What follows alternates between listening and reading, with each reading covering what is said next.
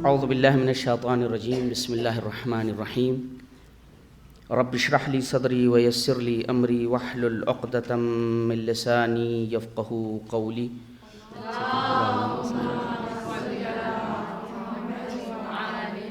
الحمد للہ الذی لم یتخذ ولدا ولم یکن لہ شریک فی الملک ولم یکن لہ ولی من الذل وکبرہ تکبیرا، ثم الصلاۃ والسلام علی رسول اللہ وآلہ الاطہار، ولعنۃ اللہ علی اعدائہم اجمعین من یوم ظلمہم الی یوم الدین، اما بعد، فقد عن الامام المہدی انہ قال ولی فی ابنۃ رسول اللہ اسوۃ حسنہ۔ صلوات پڑھیے۔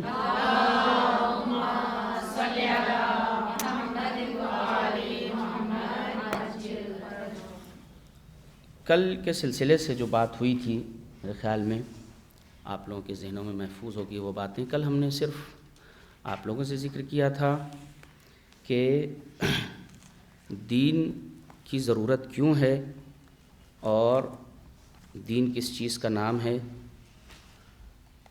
روحانیت کسے کہتے ہیں، روحانیت کی اہمیت کیا ہے۔ چونکہ جب تک ہم ان چیزوں کو نہیں سمجھیں گے تب تک ہمارا عنوان جو ہے وہ پورا ہی نہیں ہوگا۔ سیرت فاطمی اس کی ضرورت کیوں ہے؟ دیکھیے، عقلی دلائل جو ہیں، یوں تو ہم آپ کے سامنے بہت ساری ایسی چیزیں بیان کر سکتے ہیں کہ جو یقیناً شہزادی کے کمالات اور آپ کے فضائل بے شمار ہیں، لیکن میں نے آپ سے عرض کیا تھا کہ مجلس عزا جو ہمارے یہاں برپا ہوتی ہے اس کا ایک الگ انوائرمنٹ ہوتا ہے، اور جب کلاس ہوتی ہے تو اس کا ایک ڈیفرنٹ انوائرمنٹ اور ماحول ہوتا ہے۔ کلاس میں گنجائش ہوتی ہے کہ ہم کچھ عقلی دلائل بھی آپ کے سامنے پیش کر سکتے ہیں، اور یہ اس کا فائدہ بھی ہوتا ہے، یہاں پہ آپ سوالات بھی کر سکتی ہیں، ہم اس کے جواب دے سکتے ہیں۔ وہ پابندیاں عام طور سے نہیں ہوتی کہ جو مجلس عزا میں رہتا ہے، خطیب کے ساتھ معاملات رہتے ہیں، کہ وہاں پہ ظاہر ہے کہ تھوڑا سا اس کے پاس وقت کی بھی کمی رہتی ہے، اور اس کے ساتھ ساتھ نہ صرف یہ کہ وقت کی کمی رہتی ہے بلکہ وہ اپنے کلام سے بندھا بھی رہتا ہے، ہر طرح کے لوگ ہوتے ہیں اس میں۔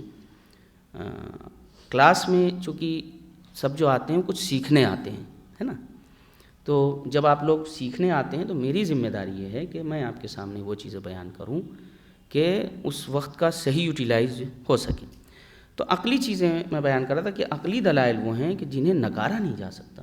دنیا کی کسی بھی مذہب سے بلانگ کرتا ہو، کسی بھی دین سے بلانگ کرتا ہو، کسی بھی علاقے کا رہنے والا ہو، عقلی دلیلیں جب آپ دیتے ہیں تو ہوتا یہ ہے کہ اس کا کوئی انکار نہیں کر سکتا۔ ایک دن انسان منہ موڑے گا، 2 دن منہ موڑے گا، لیکن کبھی نہ کبھی اس کو عقلی چیز کو قبول کرنا پڑتا ہے۔ آپ دیکھیں، خود اس زمانے میں ہم دیکھتے ہیں کتنی چیزیں ایسی ہیں اسلام کی جو ایک زمانے تک نکاری جا رہی تھیں، مگر دھیرے دھیرے دھیرے کر کے کیا ہوا؟ قبول کیا گیا، ہے نا۔ جیسے مثال کے طور میں آپ کو بتاؤں، 2005 میں ایک آرڈیننس پاس کیا گیا، خود ہندوستان کی کورٹ نے جو ہے وہ پاس کیا، اور جو ججز تھے، میں نے آپ سے بتایا کہ انہیں جو نظیر بنایا وہ اسلام کو ہی بنایا کہ بھائی عورت کا مائکے میں بھی ایک حق ہوتا ہے، آپ اس کو جو ہے وہ اس سے، وہ بھی کب ہوا؟ جب ان کے پاس مقدمے آئے، ان کے پاس اس سے ریلیٹڈ شکایتیں آئیں، تو ان کو مجبوراً جو ہے وہ قانون بنانا پڑا۔ کب بنا؟ 2005 میں۔ اور اسلام کی خوبصورتی کیا ہے؟ دین اسلام نے آ کر کے اس کو پہلے ہی مرحلے پر بیان کر دیا تھا۔ تو یہی میں نے آپ سے کہا کہ عقلی چیزیں وہ ہیں، آج نہیں تو کل آپ اسے قبول کریں گے۔ اور دین اسلام کا امتیاز یہ ہے کہ دین اسلام مبنی ہی ہے عقل کے اوپر۔ سیرت جب بیان کی جاتی ہے تو دیکھیے بہت سارے دین ختم ہو گئے، تبدیل ہو گئے۔ بنیادی وجہ اس کی ہے کہ جو سوالات فطرت کے ہیں، نیچر کے ہیں، اس کے جوابات نہیں ملے۔ نتیجہ یہ ہوا کہ جو ہے وہ چیزیں بند ہو گئیں۔ فرانس میں ایک ریولوشن آیا، اور خود یورپ میں آیا، جہاں جو ہے وہ کلیسے اور چرچ بند کر دیے گئے، لوگ پادریوں سے دور ہو گئے، جتنے بھی ان کے مذہبی رہنما ہوتے ہیں ان کو قید کر دیا گیا، اور اس کے بعد وہ ایک ریولوشن کی طرف بڑھے۔ 16ویں یا 16 یا 17 سینچری کے درمیان کی بات ہے، اور وہاں پر آیا۔ دین اسلام کی خوبصورتی یہ ہے کہ یہ جیسا تھا ویسا ہی ہے آج بھی۔ سیرت میں جب بیان ہوتا ہے، میں نے آپ سے بتایا کہ بنیادی وجہ یہ ہے کہ ہمارے پاس جو کیریکٹرز ہیں وہ ہم اور جگہ نہیں پاتے۔ میں نے آپ سے کہا تھا کہ یہ ہم نہیں سوچنا چاہیے کہ دوسری طرف روحانیت نہیں ہے، ایسا نہیں، روحانیت ہے، لیکن ان کے پاس وہ کیریکٹرز نظر نہیں آتے۔ یہاں کا مسئلہ یہ ہے کہ جب ہم یہ سیرت دیکھتے ہیں اپنے یہاں تو ہمیں کریکٹرز نظر آتے ہیں، اور گراؤنڈ ریئلٹی جب ہم دیکھتے ہیں تو وہ باقاعدہ نظر آتا ہے کہ بایوگرافی جب لکھی جاتی ہے تو دو طریقے ہوتے ہیں. ایک تو یہ ہے کہ لکھی جا رہی ہے تو یہ بتایا جا رہا ہے کہ کیا ہوا تھا مثلا، ہے نا، واقعات ہیں درج کیے جاتے ہیں، تاریخی چیزیں درج کی جاتی ہیں. تو معاملہ یہ نہیں کہ آپ خالی یہ بتائیے کہ کیا ہوا تھا، کیا ہوا، ہے نا. سیرت کا حق تب ادا ہوگا جب بتائیں کہ کیسے، کیوں، کس لیے. جیسے جیسے عقل بشری ترقی کرتی رہی ویسے ویسے اس چیز کی بھی ضرورت محسوس ہونے لگی کہ نہیں یہ بھی ہونا چاہیے. اگر یہ نہیں ہے کہ کیا، کیوں، کیسے، مثال کے طور پہ ہم آپ سے کہتے رہیں کہ تربیت اولاد رٹتے رہیں ہم، لیکن اگر ہم یہ نہیں بتائیں گے تربیت اولاد کیسے کیا جائے تو سب کو پتہ ہے اولاد اچھی ہونی چاہیے، خوب کیسے اچھی بنے گی، تربیت کیسے کی جائے. صحیح ہے. دوسروں کا حق دینا چاہیے، دوسروں کا حق دینا چاہیے، اچھی بات ہے، خوب کیسے دینا چاہیے، کس طرح دینا چاہیے. خود آپ دیکھیں کہ ہیومن رائٹس یہ جو تنظیم بنی ہے، مانو ادھیکار یہ جو بنی ہے تنظیم، یہ بھی بہت بات کی ہے. یعنی جہاں تک میرا حافظہ کام کر رہا ہے 12ویں اور 13ویں صدی کے بیچ میں انگلینڈ میں ایک ریولوشن آیا، میگنا کارٹا. آپ سنیں گے، اگر جا کے سرچ کریں گے اس کو دیکھیں گے کہ ان لوگوں نے گھیراؤ کیا اور یہ کہا کہ بھائی ہمارے ذاتی حقوق کہاں جائیں گے، سارے حقوق بادشاہی کو حاصل ہیں تو ہمارے حقوق کہاں جائیں گے، کچھ ہمارے پاس بھی حقوق ہونے چاہیے. تو وہاں پر جب ایک انقلاب آیا اور وہاں پر جو ہے یہ تسلیم کیا گیا کہ نہیں بھائی انسان کے بھی اپنے کچھ حقوق ہوتے ہیں. کب، کس صدی ہجری کی بتا رہا ہوں آپ کو، 12ویں اور 1215 کے آس پاس کی بات ہے.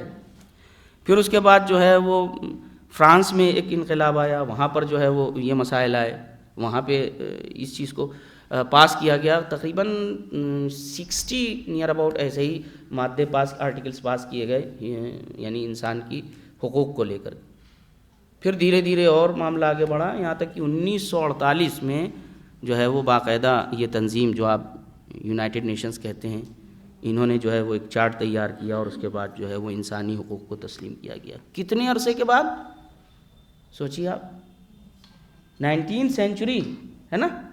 اب آپ یہ دیکھیے کہ جب ہم یہ دیکھتے ہیں تو ہمیں یہ چیز ملتی ہے کہ اپنے طرف جب ہم نگاہ کرتے ہیں اپنے ٹریڈیشنز کے طرف، ایک کتاب کا نام آپ نے سنا ہوگا رسالہ حقوق. کس کی ہے یہ؟ امام زین العابدین علیہ افضل الصلاۃ والسلام.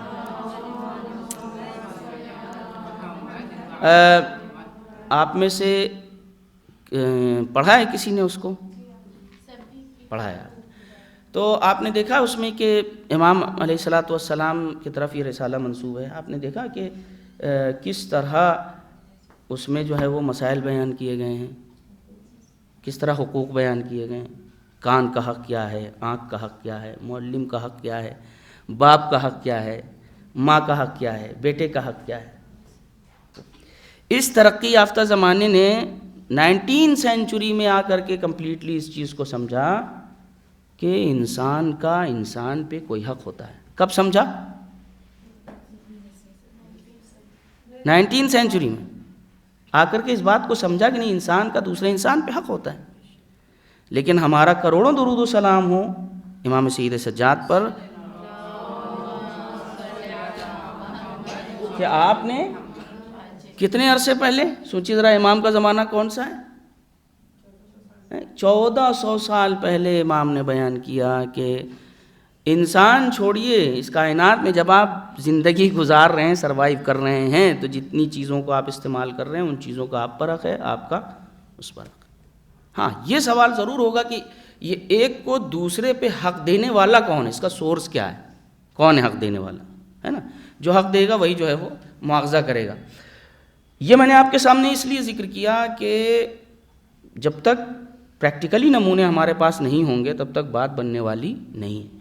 تو سیرت فاطمی اس لیے بیان ہونا ضروری ہے کہ ہم سیرت فاطمی میں جو خاصیت دیکھتے ہیں، جب ہم دیگر جو خواتین گزری ہیں ان کو دیکھتے ہیں جن کو عام طور سے بڑھا چڑھا کے پیش کیا جاتا ہے، تو ہمیں ان میں باقاعدہ طور سے نقص نظر آتا ہے. اور میں اس لیے نہیں کہہ رہا ہوں کہ میں ایک مسلمان ہوں، شیعہ ہوں مثال کے طور پہ اس لیے کہہ رہا ہوں، نہیں ایسا نہیں، بلکہ بڑے بڑے اسکالرس نے بھی اس چیز کو لکھا ہے، تحریر کیا ہے کہ شہزادی کہ جب سیرت ہم دیکھتے ہیں تو 18 سال کی عمر آپ کی کم و بیش 18 سے 19 سال کی عمر ہے آپ کی، اور اس درمیان آپ نے جو زندگی گزاری ہے وہ زندگی واقعاً ہم سب کے لیے کیا ہے؟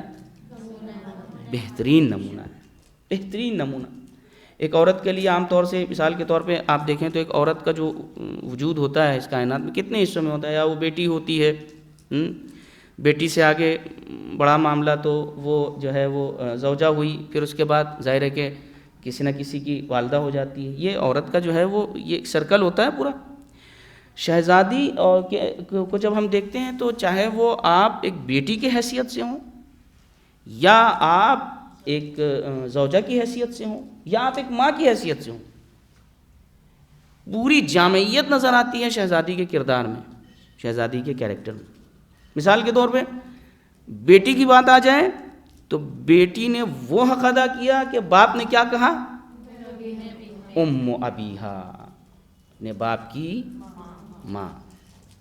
ابھی آپ نے حدیث قصہ کی تلاوت سنی، حدیث قصہ خود اپنے آپ میں ایک کلچر ہے، ایک فرہنگ ہے۔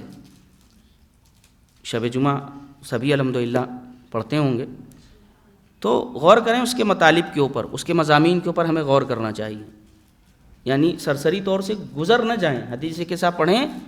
حدیث قصہ خود ایک حدیث قدسی ہے، اور ایک خوبصورت کلچر، یعنی جب ہم دیکھتے ہیں حدیث قصہ میں کیا خوبصورت منظر ہے کہ سب سے پہلے شہزادی کا ذکر، پھر شہزادی کے گھر میں ان کے والد کے آنے کا ذکر، اور اس کے کلمات پہ آپ غور کریے کتنے خوبصورت کلمات ہیں کہ رسول اللہ آ رہے ہیں اور آنے کے بعد کہہ رہے انی لاجد فی بدنی ضعفا، میں اپنے بدن میں ضعف محسوس کر رہا ہوں۔ تو شہزادی نے کیا کہا؟ اعیذک باللہ یا ابتاہ من الضعف، اے والد بزرگوار میں آپ کو اللہ کی امان میں دیتی ہوں۔ اور فوراً جو ہے وہ رسول اللہ کیا مانگ رہے ہیں اس کے بعد؟ چادریں کس سے مانگ رہے ہیں؟ کیا خوب ہے یہاں پر آپ دیکھیں کہ شہزادی کہہ رہی ہیں کہ بابا میں آپ کو اللہ کی پناہ میں دے رہی ہوں، اور رسول اللہ کیا مانگ رہے ہیں؟ بیٹی کی چادر مانگ رہے ہیں۔ یہ ایک رمز بھی ہے کہ شہزادی کی چادر چادر نہیں ہے، اللہ کی امان ہے۔ یہ جو آپ پردہ اس وقت پردہ ہے آپ کے، جو حجاب ہے نا آپ کے لیے، یہ در حقیقت حجاب نہیں ہے، یہ اللہ کی کیا ہے؟ امان ہے آپ کے ساتھ۔ اور اگر ہم اس معاشرے کو دیکھیں تو یہ معاشرے کا جو ڈبل سٹینڈرڈ ہے وہ عجیب و غریب ہے۔ مثلا پردے حجاب کو لے کر کے ابھی آپ اپنی آنکھوں سے دیکھ رہی ہیں، اس وقت تو میڈیا میں بھی چل رہا ہے کہ کیا مسائل کھڑے کیے گئے ہیں، جیسے حجاب کوئی بس اسلام ہی لے کر کے آیا ہو، جبکہ حجاب کا مسئلہ قبل اس کے کہ اسلامی ہو عقلی ہے، اور ایسا نہیں ہے کہ دیگر ادیان میں یہ چیزیں نہ موجود ہوں۔ اگر ایسا نہ ہوتا تو یہ چرچز میں ہم کو حضرت مریم کے سر پہ جو ہے جس طرح وہ لوگ تصور بنائے ہیں اور جس طرح وہ چیزیں پیش کرتے ہیں، ان کے سر پہ چادر کیوں نظر آتی؟ جو ننس ہیں ان کے سر پہ جو ہے وہ اسکارف کیوں نظر آتا؟ تو یہ ڈبل سٹینڈرڈ ہے۔ ہم اس کی یوں مثال دیتے ہیں، دیکھیے حجاب جو ہے ایسا نہیں کہ بس اسلامی مسئلہ ہے، دیگر ادیان میں حجاب نہیں۔ اور یہ طے ہے، دیکھیے یہ بات میں آپ کو بتا دے رہا ہوں، اور یہ جاننا آپ کے لیے بہت ضروری ہے۔ دیکھیے میں پھر کہہ رہا ہوں، ان ایام میں کوشش یہ ہونی چاہیے کہ ہم شہزادی کی سیرت کو اچھی طرح سمجھیں، عقلی دلیلوں کے ساتھ سمجھیں۔ بات حجاب کی ہو رہی، حجاب کو لے کر کے بہت ساری چیزیں اور اشکالات اٹھائے جاتے ہیں، طرح طرح کی باتیں کی جاتی ہیں۔ میں بالکل سامنے کی بات کرتا ہوں آپ سے، بالکل سامنے کی۔ شہر میں جب ہم آتے ہیں تو آپ نے دیکھا ہے کبھی کبھی کہ گاڑیوں کے آنے اور جانے کے لیے جو ہے وہ ٹائمنگ ہوتی، جو بڑی گاڑیاں ہوتی ہیں کہ اتنے وقت سے اتنے وقت کا جو ہے وہ جا سکتے ہیں اس روٹ سے، اس کے علاوہ نہیں جا سکتے۔ ایسا کیوں کیا جاتا ہے؟ بیریکیڈنگ کر دی جاتی ہے، بعض جگہوں بیریکیڈنگ کر دیتے ہیں، بیریکیڈس لگا دیتے ہیں، کیوں؟ ہے نا، منظم کرنے کے لیے لگاتے ہیں۔ سوال ہے میرا، اب آپ مجھے یہ بتائیے کہ کیا وہ بیچارے جو بڑی گاڑیوں والے ہوتے ہیں، جو ٹرک یا ڈمپر جو چیزیں ہوتی ہیں، کیا ان کو زحمت نہیں ہوتی اتنی دیر کھڑے رہتے ہیں؟ تو ہوتی ہی نہیں ہوتی، زحمت ہوتی ہے، بالکل مسلم بات ہے۔ یا کبھی کبھی ایسا ہوتا ہے کوئی فیسٹیول ہو رہا ہے یا فیسٹیول سیلیبریٹ کر رہا ہے شہر، تو وہ شہر کے اندر بھی ناکہ بندی کرتے ہیں، کئی جگہوں پہ بیریکیڈنگ کر دیتے ہیں، ہے نا، کہ مثال کے طور پہ ایک جگہ کرتے بھائی اس راستے سے اس ایریا سے اس ایریا تک ای رکشاز جو ہیں وہ نہیں آئیں گے۔ تو اب ظاہر ہے کہ آدمی کہیں باہر سے آ رہا ہے تو بیچارے کو گھوم کے جانا پڑتا ہے، اور جب گھوم کے جانا پڑتا ہے تو وہ دل میں کہتا بتائیے اب ان کے وجہ سے اچھا خاصا سیدھے گھر پہنچ جاتا ہے، اب ان کے وجہ سے ہم کو گھوم کے جانا پڑ رہا ہے۔ کسی کے ساتھ ہوا ہے ایسا؟ سب کے ساتھ ہوا ہے۔ لیکن ایک سوال ہے آپ سے، یہ بتائیے کہ مثال کے طور پہ ہم کہہ دیں پرشاسن سے کہتے ہیں نہیں بھائی ہمارے لیے بیریکیڈنگ ہٹائیے، ہم تو یوں ہی جائیں گے، کیوں زبردستی اتنی زحمت مول لیں؟ اس کا نتیجہ کیا نکلے گا؟ نتیجہ یہ نکلے گا کہ ہم جس زحمت سے بچنے کے لیے یہ راستہ اپنا رہے تھے اس سے بڑی زحمت میں پڑ جائیں گے، کہ پھر ایسا جام لگے گا، پھر اللہ ہی اللہ ہے کہ کتنے کب تک پھنسا رہ جائے آدمی پتہ نہیں۔ کبھی کبھی ایسا آدمی جام میں پھنس گیا۔ ہم ایک مرتبہ بہار جا رہے تھے، اتفاق سے اپنے کنوینس سے تھے، تو بہار جاتے وقت دیکھیے میں اس وقت وہ علاقہ بھول گیا اور نام میرے ذہن سے نکل گیا، وہاں جام لگا تو 2.5 گھنٹہ ہم لوگ وہیں، یعنی اتنی دیر تک لگا کہ وہیں ہم لوگ اترے، وہیں قریب میں ایک ہوٹل تھا، وہاں گئے، کھانا کھایا، نماز پڑھا آرام سے، ایسا لگ رہا تھا کہ اب بالکل جو ہے یہیں قیام کر لی۔ تو یہ دیکھیں عقلی چیز ہے کہ زحمت تو انسان کو ہو رہی ہے، لیکن بڑی زحمت سے بچانے کے لیے چھوٹی زحمت کو قبول کر لینا یہ عقل کہتی ہے۔ عقل یہ کہتی ہے کہ بڑی زحمت سے پڑھنے سے بہتر ہے چھوٹی زحمت کو قبول کر لیجئے۔ تو حجاب میں زحمت تو ہوتی ہے، ظاہر سی بات ہے، ٹیمپریچر پہنچ رہا ہے 46، اب آدمی حجاب کر کے اور کر رہا ہے تو زحمت تو ہوگی، طے ایک زحمت ہوگی، غیر ممکن ہے کہ زحمت نہ ہو۔ لیکن ہاں اس زحمت کے بعد جس چیز سے انسان بچتا ہے وہ اس سے بڑی زحمت ہے۔ اللہ نہ کرے وہ چیزیں جو ہیں وہ ہمارے اور آپ کے سامنے آئیں۔ تو حجاب کوئی اتنا بڑا مسئلہ نہیں ہے جس طرح بنا کر کے پیش کیا جا رہا ہے، اس طرح بنا کے کہ بھائی پرانے زمانے میں تھا اور یہ پڑھی لکھی قومیں نہیں کرتی اور یہ کیسا طریقہ ہے، عورت کو مقید کر دیا گیا ہے، عورت کو قید کر دیا گیا ہے۔ کیا ہمارے سامنے ایسی خواتین موجود نہیں ہیں کہ جنہوں نے حجاب اسلامی کی رعایت کرتے ہوئے ان کے اچیومنٹس دیکھنے کے بعد رشک ہوتا ہے؟ کیا باحجاب خواتین گولڈ میڈلسٹ نہیں ہیں؟ چاہے کھیل کا میدان ہو، پڑھائی لکھائی کا میدان ہو، دنیا کے جتنے بھی شعبے ہیں، آپ مجھے بتائیے کیا اس میں باحجاب کامیاب خواتین نہیں ہیں؟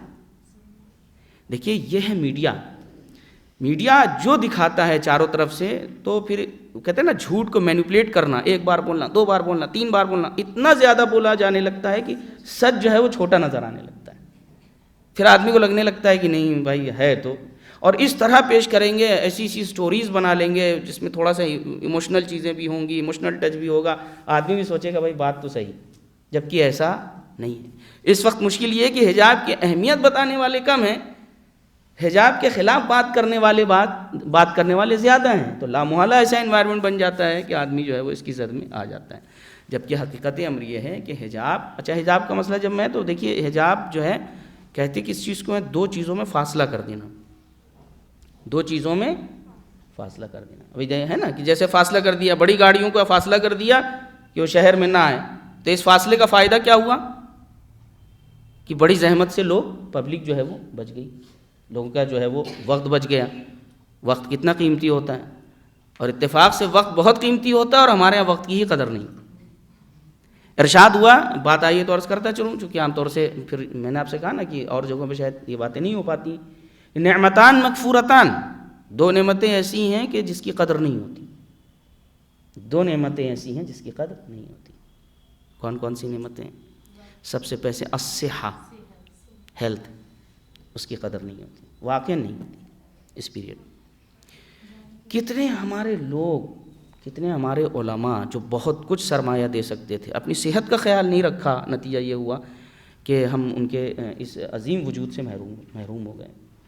صحت اللہ کی بہت بڑی نعمت ہے، اور ہمارے ساتھ ایک دشواری یہ ہے کہ ہم اور آپ صحت کی دعا کب کرتے ہیں؟ بیمار ہونے کے بعد۔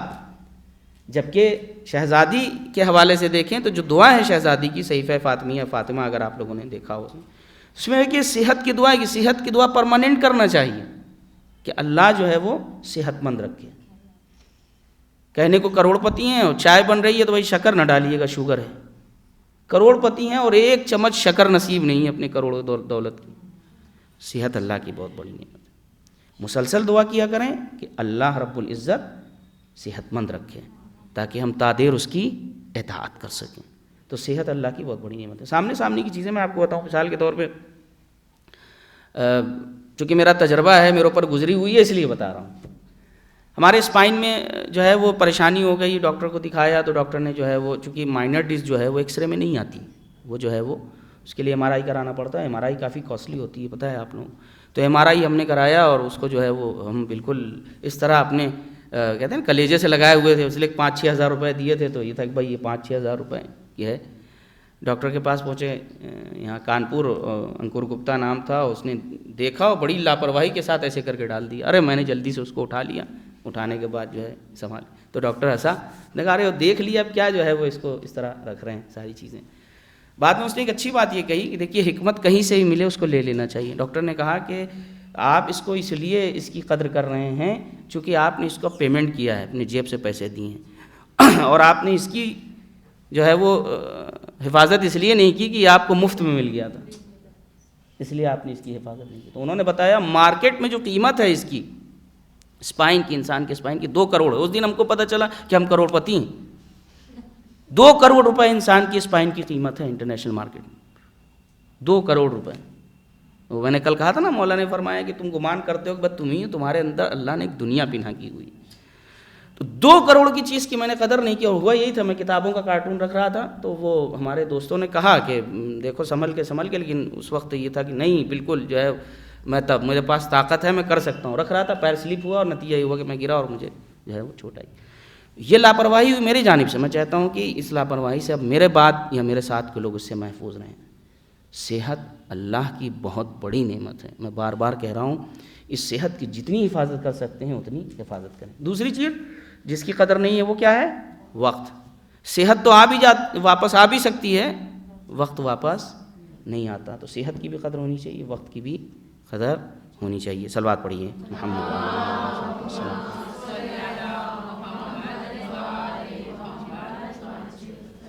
اب دیکھیے چونکہ آج جو ہے وہ ظاہر ہے کہ آج کے دن مجھ کو تمام کرنا ہے درس کو، اس لیکچر کو. آج میرا یہ آخری دن رہے گا، لہٰذا جو ہے وہ شاید کچھ باتیں ہوں، کچھ باتیں رہ جائیں. انشاءاللہ اگر آئندہ کبھی کوئی سبیل فراہم ہوئی تو وہاں پر میں دیگر باتیں عرض کروں گا. کچھ باتوں کو میں چھوڑ رہا ہوں.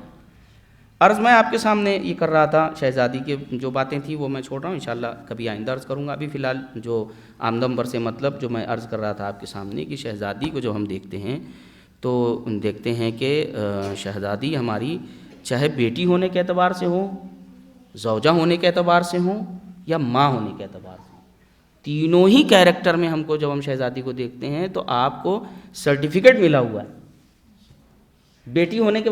میں آپ لوگوں سے ایک بات پوچھ رہا ہوں، مان لیجئے کہ ایک آدمی پڑھتا ہے، ایک بچہ پڑھ رہا ہے لکھ رہا ہے، اسکول کی طرف سے اس کو سرٹیفکیٹ ملے، کسی کمپٹیشن میں بیٹھا اس کو سرٹیفکیٹ ملے، ماں باپ کو کتنا ناز ہوگا. ایک آدمی نے مان لیجئے کہ سٹی لیول پہ کوئی کمپٹیشن ہوا، میتھمیٹکس یا الجبرا جیومیٹری کسی چیز کا بھی ہوا، اور اس میں اس نے جو ہے وہ اچیو کیا، first rank second rank achieve کیا اور سند ملی اس کو مان لیجئے کہ سٹی لیول کی. تو کتنا ماں باپ فخر کریں گے اس کے اوپر، میرے بیٹے نے پورا شہر ٹاپ کیا ہے یا نہیں ہے سر. اور آگے بڑھ جائیے، اگر اسٹیٹ لیول پہ کوئی کمپٹیشن ہو رہا ہے فار ایگزامپل، اور جو ہے چیف منسٹر نے آ کر کے اس کو کوئی سند دی، تو اب بتائیے، اب تو ماں باپ دن رات اللہ کا ذکر بھی چھوڑ کے بچوں کا ذکر کریں گے. ارے ہمارے بچے نہ پوچھیے، محلے میں ایسے بچے نہیں ہیں سارے. مکھیہ منتری نے اس کو جو ہے وہ سند دی ہے نا.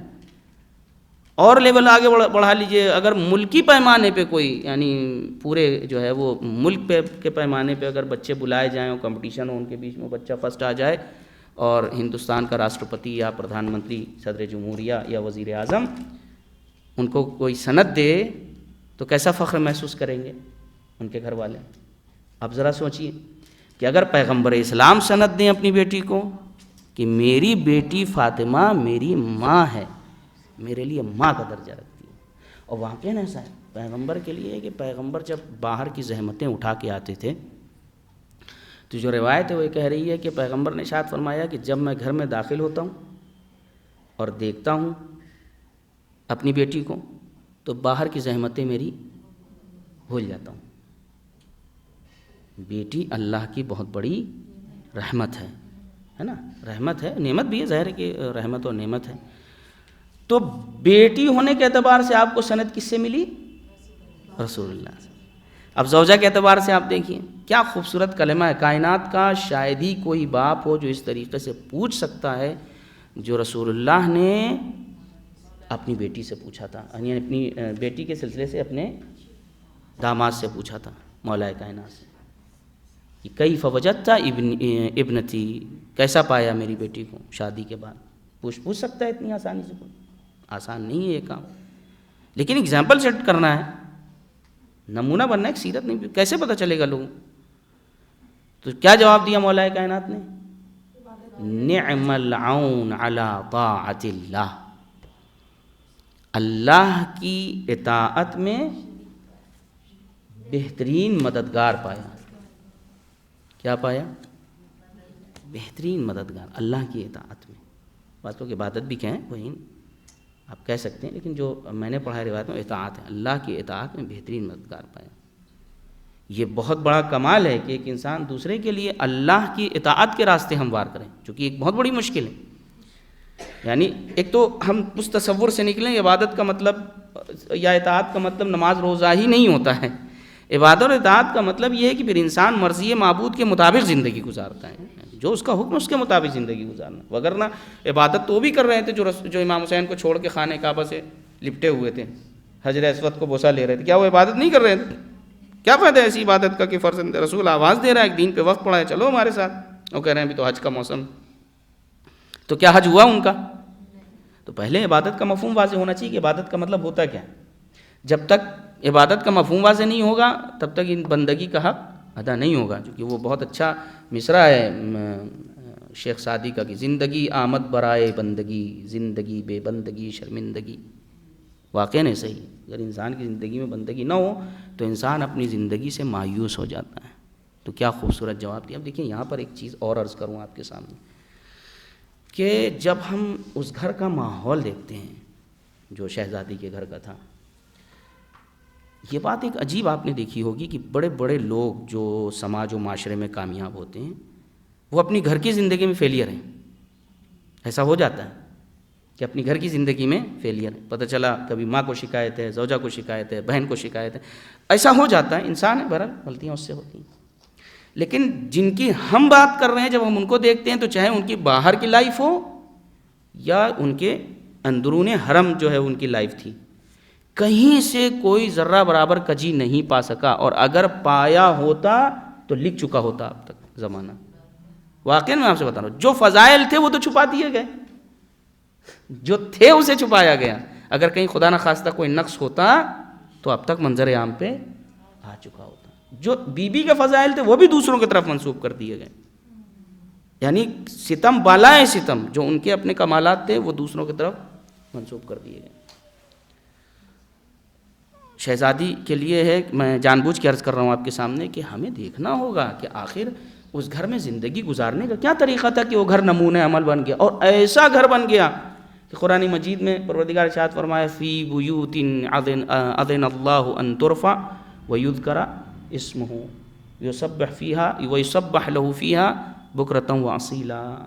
قرآن مجید کی آیت ہے کہ جس کا ترجمہ یہ ہے کہ پروردگار عالم پسند کرتا ہے اس چیز کو کہ جس گھر میں تسبیح و تقدیس ہوتی ہے، دنوں رات لوگ تسبیح و تقدیس کرتے ہیں، وہاں اس کے نام کا ذکر کیا جائے. جب یہ آیت نازل ہوئی ہے تو خود علماء اہل سنت میں بارز علماء اور مفسرین یہ کہتے ہیں کہ انہوں نے، جی میں بتا رہا ہوں ابھی سورہ نور، کہ جب یہ آیت نازل ہوئی تو جو ہے وہ فوراً جو وہاں پر افراد موجود تھے تو انہوں نے پوچھ لیا کہ ایو بیوت ہذہ، وہ کون سا گھر ہے کہ جن کے لیے مثلا اللہ قرآن میں ارشاد فرما رہا ہے. تو پیغمبر نے فرمایا ہیا بیوت الانبیاء، وہ کس کے گھر ہیں؟ انبیاء کے گھر. تو فوراً جو ہے انہوں نے اشارہ کیا شہزادی کے گھر کے طرف، کہا اہذہ منہا، اے پیغمبر کیا یہ گھر بھی جو ہے وہ اس گھر میں ہے؟ تو پیغمبر نے فرمایا بل ہی افضلھا، یہ گھر ان سارے گھروں سے افضل ہے. تو یہ فضیلت کس لیے تھی؟ اس لیے کہ ان کی زندگی سروائیو کرنے کا طریقہ واقعاً ایسا تھا. دیکھیں کتنا خوبصورت ماحول ہے کہ حدیث کے صاحب پڑھ رہے تھے نا کہ یہ ہوا کہ چادر دی، پھر اس کے بعد امام حسن آئے، انہوں نے کیا کہا؟ انی اشم عندکی رائحۃ طیبۃ، اے مادر گرامی ہم آپ کے پاس سے کیا محسوس کر رہے ہیں؟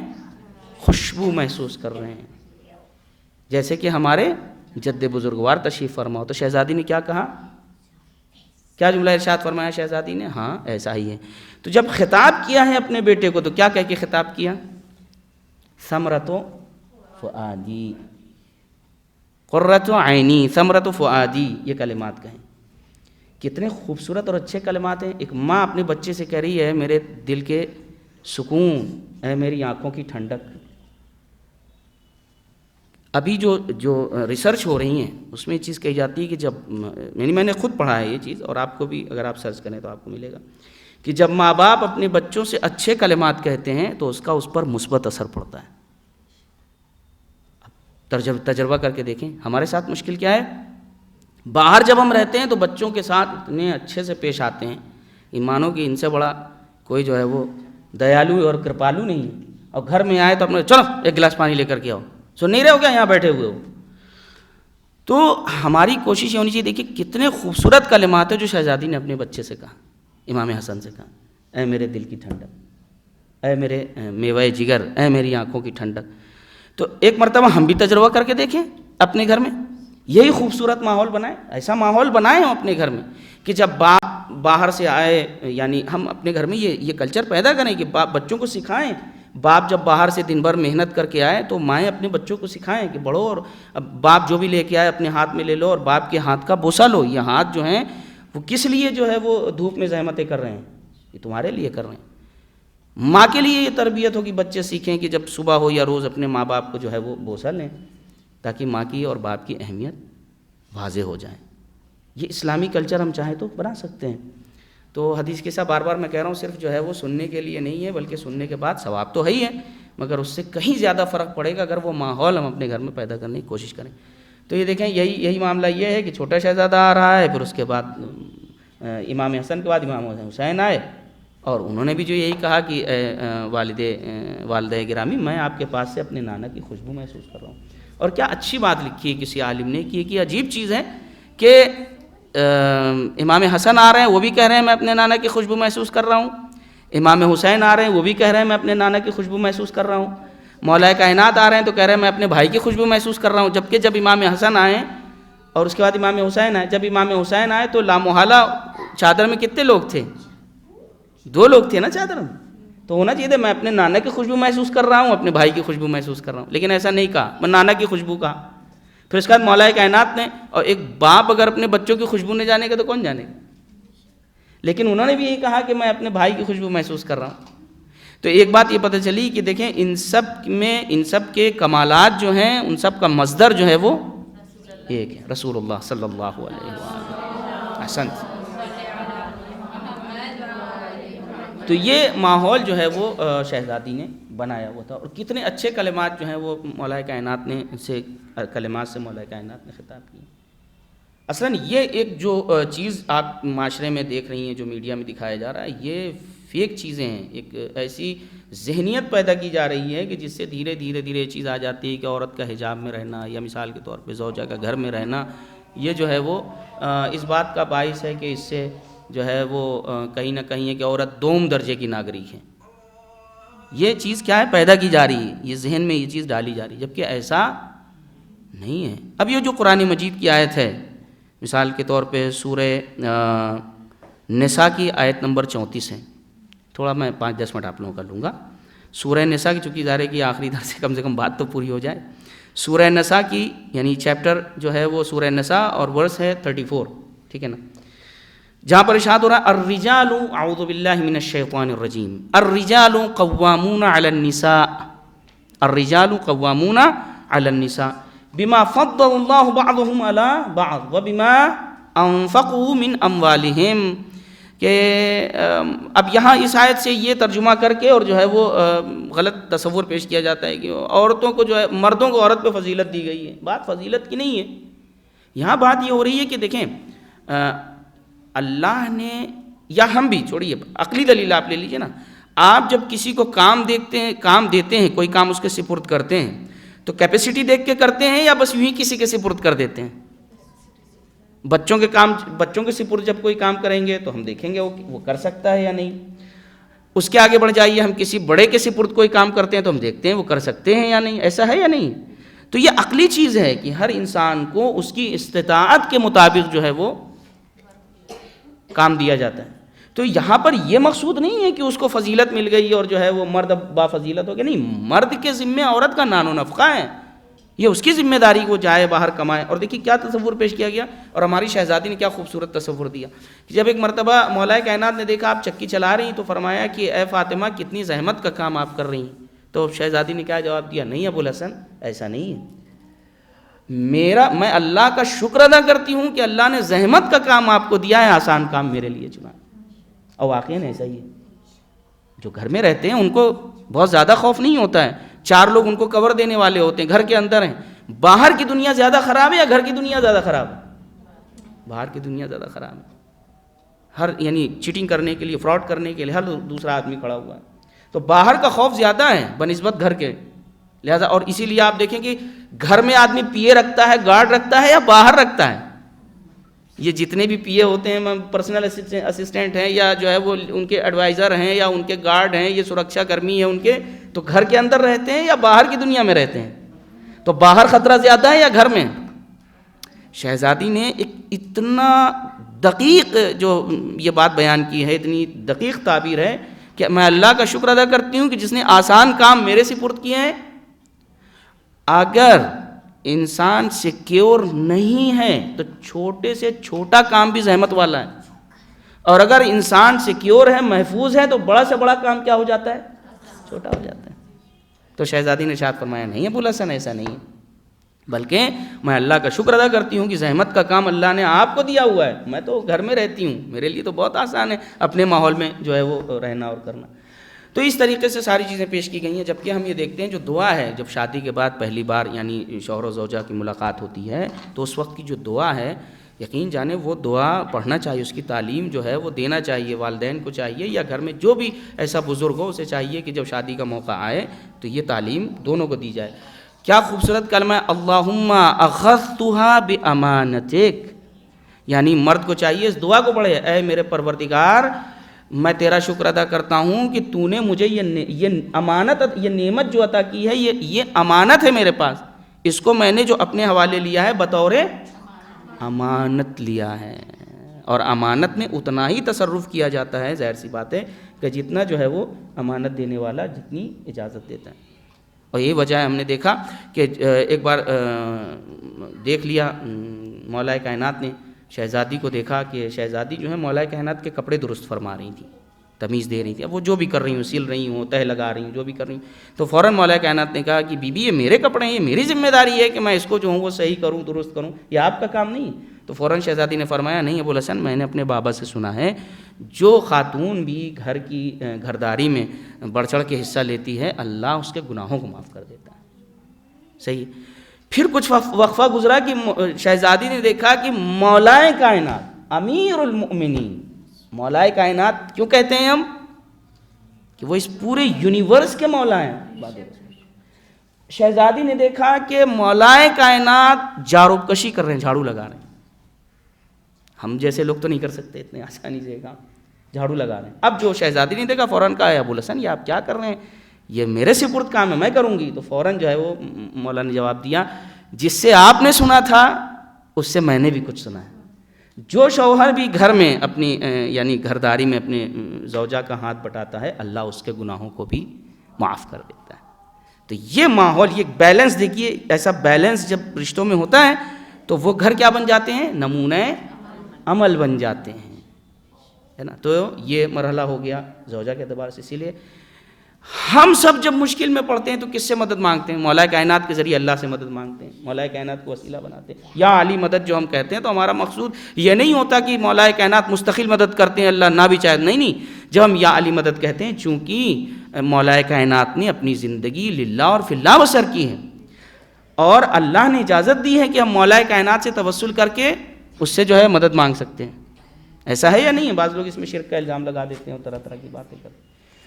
بہرحال ہم ان کو چھوڑ دیتے ہیں۔ یہاں پہ کہتے ہیں کہ ہم سب جب مشکل میں گرفتار ہوتے ہیں تو حضرت علی سے توسل کرتے ہیں، اس لیے کہ وہ مولا مشکل کشا ہیں، اور مولا کائنات کہہ رہے ہیں نعم العون، میں نے مددگار پایا ہے کس کو؟ فاطمہ کو طاعت خدا میں۔ یعنی اگر میں کہوں کہ دنیا کی جو مشکل کشائی کرے وہ مولا کائنات، اور مولا کائنات کے لیے جو مشکل کشا بن جائے وہ فاطمہ، تو زوجہ ہو تو ایسی ہو. تو یہ زوجہ ہونے کے اعتبار سے ہیں. اب آپ دیکھیے ماں ہونے کے اعتبار سے کتنا بڑا جو ہے وہ کیا مرتبہ ہے. شاید آخری بات اور میں جو ہوں وہ تمام کر رہا ہوں تقریباً. ماں ہونے کے اعتبار سے کیا رتبہ اور کیا مرتبہ آپ کو جو سند ملی، یعنی یہ تو مل گئی سند شوہر کی طرف سے، اور ماں ہونے کے اعتبار سے آپ دیکھیے تو امام عسکری علیہ الصلوۃ والسلام ارشاد فرماتے ہیں، آپ ارشاد فرماتے ہیں کہ نحن حجت اللہ علی الخلق، مضمون روایت ہے کہ ہم لوگوں پر اللہ کی، وجدتی فاطمہ حجت علینا، اور ہماری جدہ فاطمہ ہم پر حجت ہے. تو یہ ماں ہونے کے اعتبار سے آپ دیکھیے یہ رتبہ ماں ہونے کے اعتبار سے جو ہے وہ شہزادی کا مقام، آپ کا مرتبہ کیا ہے. اور اگر کلاً آپ جو ہے وہ دیکھ لیجئے شہزادی کی بایوگرافی اور سیرت، تو ساری دنیا کے نمونہ عمل کون ہوتا ہے؟ امام، زمانے کا امام. اشجع الناس ہوتا ہے، افقہ الناس ہوتا ہے، اعلم الناس ہوتا ہے. جو زمانے کا امام ہوتا ہے وہ سب سے زیادہ نالجبل ہوتا ہے، سب سے زیادہ بہادر ہوتا ہے، سب سے زیادہ جانکار ہوتا ہے. تو ظاہر سی بات ہے کہ عقل یہ تقاضا کرتی ہے کہ جو سب سے زیادہ جانکار ہے، جس کو سب سے زیادہ سوجھ بوجھ ہے، جو سب سے زیادہ متقی ہے، اسی کی کیا کی جائے؟ اطاعت کی جائے. ایسا ہے یا نہیں؟ تو سارے زمانے کے لیے کون جو ہے وہ نمونہ عمل ہوتا ہے، کون سرمشق ہوتا ہے، کون جو ہے وہ آئیڈیل ہوتا ہے؟ زمانے کا امام. اور زمانے کا امام یہ کہہ رہا ہے کہ ولی فی ابنت رسول اللہ اسوۃ حسنہ. امام زمانہ فرماتے ہیں کہ میرے لیے نبی کی دختر، نبی کی بیٹی میں بہترین نمونہ موجود ہے. یعنی ہم یہ کہہ سکتے ہیں کہ جو پورے زمانے کے لیے آئیڈیل بنے اسے امام زمانہ کہیں، اور امام زمانہ جس کو آئیڈیل کہیں وہ سیرت فاطمی ہے. صلوات پڑھیے محمد.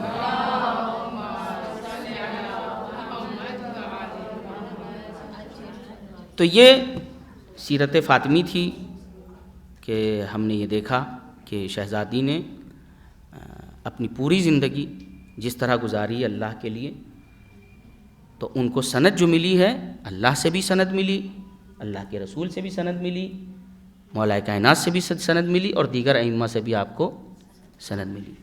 تو ہم سب کے لیے کامیاب زندگی گزارنے کے لیے اسی لیے میں نے جو یہ عنوان دیا گیا مجھ کو کہ سیرت فاطمی آئیڈیل سیرت. کیوں آئیڈیل سیرت ہے؟ چونکہ جتنی یعنی کامیابی اس دنیا و آخرت کی کامیابی کی جتنی چیزیں ہیں وہ شہزادی میں جمع ہیں. اگر ہم ان کو دیکھیں گے تو ہمیں اس میں نمونہ مل جائے گا. ایک چیز دیکھیں، یہ ایک جاننا ضروری ہے آپ کے لیے کہ یہ جو باتیں کہہ دی جاتی ہیں عورت کے مقام، عورت کے مرتبے کو لے کر کے بہت سی باتیں کہی جاتی ہیں. یقین جانیں کہ ہماری اور آپ کی ذمہ داری ہے کہ ہم سیرت میں تلاش کریں، آپ کو مل جائے گا شہزادی کی سیرت میں. چونکہ شہزادی کی بیٹی ہیں ثانیہ زہرا، کون؟ جناب. ایک چیز کہہ دی جاتی ہے اور یہ بہت زیادہ اس کو بڑھا چڑھا کے پیش کیا جاتا ہے. میں نے شاید کسی موقع پہ عرض بھی کیا ہے کہیں مجلس میں، یہاں بھی چونکہ مورد ہے تو عرض کر سکتا ہوں میں کہ عورت سے مشورہ نہ کرو، عورت سے جو ہے وہ رائے مشورہ نہیں کرنا چاہیے. بعض لوگ کہتے ہیں بھائی عورت سے قطن یہ نہ کرو، وہ نہ کرو، یہ روایت ہے وہ روایت، تمام چیزیں کہتے ہیں. لیکن ہمیں یہ ضرور جس طریقے سے قرآن مجید کی آیات محتاج ہیں تفسیر کی، تب ہم سمجھے ویسے ہی روایات بھی ہیں محتاج کس کی؟ تفسیر کی. ہمارے بہت سارے علماء نے ان ایسی روایات کی تفسیر کی ہیں جو یہ کہتی ہیں کہ عورتوں سے مشورہ نہ کرو، عورتوں سے رائے مشورہ نہ کرو، بلکہ یہ کہ مشورہ کرو، جو کہیں اس کا الٹا کرو. جو وہ کہیں اس کا الٹا نہیں. ٹھیک ہے یہ اپنی جگہ پہ روایات ہیں، مگر ہمیں یہ نہیں بھولنا چاہیے کہ اصل مسئلہ یہ ہے کہ بات عورتوں کی اگر ہم کریں تو یہ روایات اس زمانے کی ہے کہ جس زمانے میں عورتیں بہت زیادہ مثقف نہیں تھیں. اب سوچئے وہ ماحول جہاں عورت زندہ درگور کی جا رہی ہو، اس ماحول میں عورت کے تعلیم کا تصور ہو سکتا ہے؟ تو تعلیم یافتہ نہیں ہے. رائے مشورہ آپ تعلیم یافتہ سے کرتے ہیں یا جاہل سے کرتے ہیں؟ اگر ہمارا بیٹا بھی ہے اور مان لیجیے ابھی میڈیکل لائن میں گیا ہے، میں مثال دیتا ہوں، میڈیکل لائن میں گیا ہے اور مجھے جو ہے نا کسی سے مشورہ کرنا ہے، تو میں کنسلٹ کرنا میں ڈاکٹر سے کروں گا یا بیٹے سے کروں گا جو بھی پڑھ رہا ہے؟ لاکھ مجھے عزیز ہے ساری چیزیں، مگر میں کس سے کروں گا؟ ڈاکٹر سے مشورہ کروں گا. تو یہ چیز جو کہی جاتی تھی کہ اس زمانے میں چونکہ عورتیں جو تھیں وہ بہت زیادہ تعلیم یافتہ نہیں تھیں، نیا یعنی اسلام آیا تھا، تب لوگوں کے اندر اویئرنیس آئی. اویئرنیس آنے کے بعد بھی لوگوں کے اندر تصورات، بہرحال وہ کیڑے ختم نہیں ہوتے ہیں ساری چیزیں. تو یہ جرثومے موجود رہتے ہیں، جراثیم موجود رہتے ہیں. تو یہ اس طریقے کی جو روایات ہیں وہ اس تناظر میں ہیں، چونکہ اس زمانے میں جو عورتیں ہوتی تھیں وہ اتنی پڑھی لکھی نہیں ہوتی تھیں، تو ارشاد ہوا کہ بھائی ان سے مشورہ نہ کرو. تو ملاک عورت ہونا نہیں ہے کہ عورت سے مشورہ نہ کرو، ملاک جہالت ہے کہ جاہل سے مشورہ نہ کرو، جاہل سے مشورہ نہ کرو. اور اگر آپ کہیں مجھ سے دلیل تو میں آپ کے سامنے دلیل پیش کر سکتا ہوں. وہ یہ ہے کہ جب کربلا میں قافلہ جو ہے وہ واپس جانے لگا تو آپ نے دیکھا کہ ایک طرف ہم یہ دیکھتے ہیں کہ شہزادی زینب الیہ مقام نے سید سجاد سے آ کر کے پوچھا کہ اے بیٹا یہ بتاؤ کہ ہم جل کے مر جائیں یا باہر نکلیں، ہے نا. تو کیا یہ مسئلہ شہزادی کو نہیں معلوم تھا؟ غیر ممکن ہے کہ یہ مسئلہ نہ معلوم، غیر امپاسبل، محال ہے کہ یہ مسئلہ شہزادی زینب کو نہ پتا ہو. لیکن آپ اپنی ذمہ داری ادا بتا رہی تھیں کہ اس زمانے کا امام باد حسین کون ہے، کون جو ہے وہ، یعنی امام کو پہچانوا رہی تھی. اب امام نے دیکھیے احسان کا بدلہ احسان کس طرح دیا کہ جب یہ جانے لگا، یہ قافلے جانے کی باری آئی اور یزید نے کہا کہ چاہیں تو آپ یہاں رہیے اور چاہے مدینے چلے جائیں، تو کیا کیا سید سجاد نے آگے کس سے مشورہ کیا؟ شہزادی زینب سے. یہ اس بات کی علامت ہے کہ یہ تمام چیزیں کہیں نہ کہیں غلط اور طریقے سے پیش کیا جاتا ہے، جس کی بنیاد پر غلط تصورات اسلام کی طرف منسوب کیے جاتے ہیں. حقیقت امر یہ ہے کہ مرد ہونا فضیلت کا باعث ہے نہ عورت ہونا فضیلت کا باعث ہے. فضیلت کا باعث تقوی ہے. ان اکرمکم عند اللہ اتقاکم. وقت میں نے آپ لوگوں کا بہت لے لیا. میں اللہ رب العزت کی بارگاہ میں دعا گو ہوں کہ اللہ رب العزت ہم سب کو توفیق دے کہ ہم شہزادی فاطمہ کو اور دیگر معصومین علیہ الصلوۃ والسلام کو پڑھیں، سمجھیں، ان کی سیرت پہ عمل کریں تاکہ ہماری دنیا بھی کامیاب ہو اور ہماری آخرت بھی کامیاب ہو. والسلام علیکم ورحمۃ اللہ وبرکاتہ. آپ لوگ نماز پڑھیں.